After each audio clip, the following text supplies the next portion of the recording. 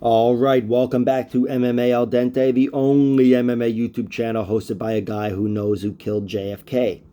I'm here to talk about Neil Magny versus D-Rod, Daniel Rodriguez. This is the co-main event of the evening. Much to my surprise, D-Rod is older than Neil Magny. I knew he wasn't a spring chicken, but whatever. With MMA, UFC experience, it just seemed like a bit of a surprise. But speaking of experience, D-Rod's looked very good in the UFC. He's got a very pretty record. I think it's 7-1. And that one loss was a controversial split decision to Nicholas Dalby. May not have been split, actually. I think it was unanimous. But it could have gone either way. I thought Dalby won. And speaking of controversial decisions, he's coming off a victory over Li Jingliang, where I thought Li Jingliang won, and I think a lot of people did as well. That was a relatively bad decision. D-Rod, though, he's shown to be a well-versed fighter. He can throw down, as we've seen in his, most of his fights. Knocked out Dwight Grant after getting clipped. He beat up Gabe Green, really threw down hard for that one, and Gabe Green is a savage. And his debut was very impressive against Tim Means, where he club and sub Tim Means, who is a very, very tough debut fight for anybody.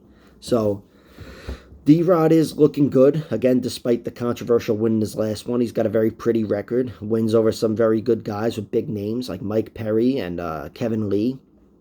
He is well-versed, submitted Tim Means, but first and foremost, he's a striker. That's where he wants to be. And Neil Magny, I guess first and foremost, he's a grappler, even though Neil can fight everywhere. Neil Magny's the veteran of all veterans, in the division anyway, in the welterweight division. He's got a record of 26-9, and his defining trait is that he's got a decision record of 16-2, which is just astounding. And a lot of those come inside the UFC. He's had a long UFC career with the overwhelming majority of his fights being inside the octagon, and he's got a very pretty record and an outstanding decision record. Neil Magny is a great point fighter. He's long and rangy, which he's used to his advantage on his feet. But in this one here, I think he's going to want to get inside and stuff D-Rod against the cage, try to take him down. D-Rod has been taken down by a few guys. Mike Perry got him down a few times, Kevin Lee, but D-Rod's won those fights. Neil Magny, he's been defeated every which way just because we've seen him fight so many times. But, as far as who's out-wrestled him, you can look to RDA got him down. Michael Chiesa thoroughly out-wrestled him. And then his other losses, he's been finished to Santiago Ponzinibbio, Lorenz Larkin. They went through him with strikes. RDA did submit him with an arm triangle choke. Sergio Moraes early in his career with a triangle. And Shavkat Rakhmonov in his last one submitted him in round 2. Neil Magny, he's been defeated every which way, but still, he's a very well-rounded fighter. Seems like he's in his prime. He's not slowing down, despite being in his mid-30s. And he brings a style that I think is trouble for D-Rod. D-Rod is a guy who, again, he was gifted that decision against Li Jingliang, and Li Jingliang was out-pressuring him and outworking him. And I do think Neil Magny, the guy that ran through Li Jingliang, or, beat him anyway, out-pressured and outworked him, is going to have an advantage in the clinch and on the ground against D-Rod. I think he'll be able to control D-Rod much more easily than most fighters who have had him on the ground were able to control him.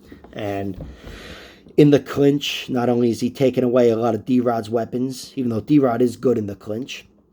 Go watch his Tim Means fight there. He's good in the clinch. But Neil Magny is better in the clinch. I think he's better. I think he's got a lot more weapons. And I expect him to outwork D-Rod to win a decision here. I think he's going to hit more than one takedown. I'm not sure exactly how much ground control he'll have, but I'm expecting him to have some. And then on the feet, largely, I think Neil, with his reach, his length, and his height, and his style, he's going to be taking away a lot of D-Rod's strengths. He's going to be pressuring him, putting him on the back foot. He's aware D-Rod's a good counter striker, but D-Rod hasn't faced anybody who's, that strong of a clinch fighter and a grappler. And I think Neil is going to fight his way into successful positions and overall get the better of D-Rod here.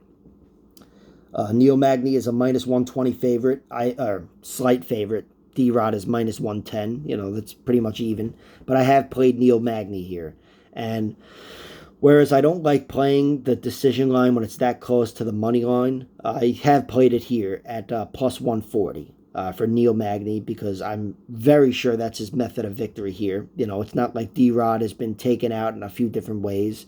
Like, Marina Rodriguez I picked to beat Amanda Lemos via decision, but Lemos has 2 losses. They've both been finishes. So I don't trust the Marina Rodriguez decision line as much as I do Neil Magny. Neil Magny, his most likely path to victory is a decision, and D-Rod's most likely path to defeat is a decision. So I like Neil Magny +140 decision, and also -120, damn near even. That can be put into parlays. So, of course, I played that. All right, we'll see what happens. I'm rooting for my guy Neil Magny, but nothing against D-Rod. Hope it's a good fight.